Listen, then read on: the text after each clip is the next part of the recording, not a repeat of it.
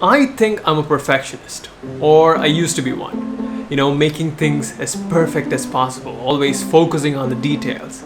In fact, in my first and last ever job interview, I bragged about the fact that I am a perfectionist, and it's one of my best and brightest and biggest qualities.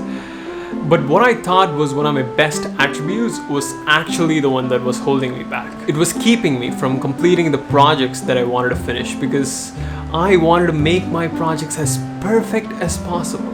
Worse than that, it kept me from starting the projects that I wanted to start, fearing that I could never make my projects as perfect as I wanted to be. Because the world should only see this perfect little version of myself and my work, with all the flaws and the imperfections. I personally think it's just that. It's fear.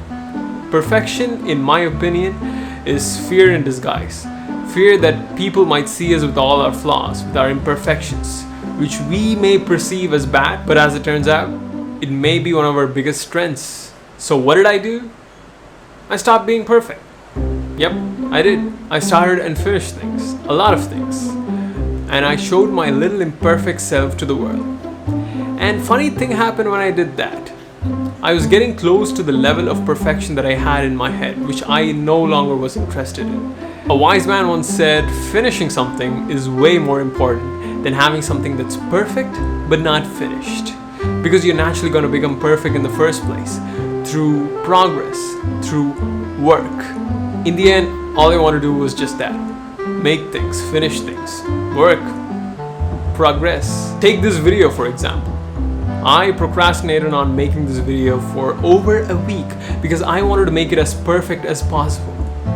But in the end, I gave up and made this. It may not be perfect. It may not be the best video I've ever produced.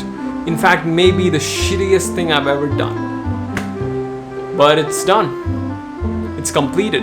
It's finished. It's out there in the world for people to see. It may not be perfect, but it's done. Done.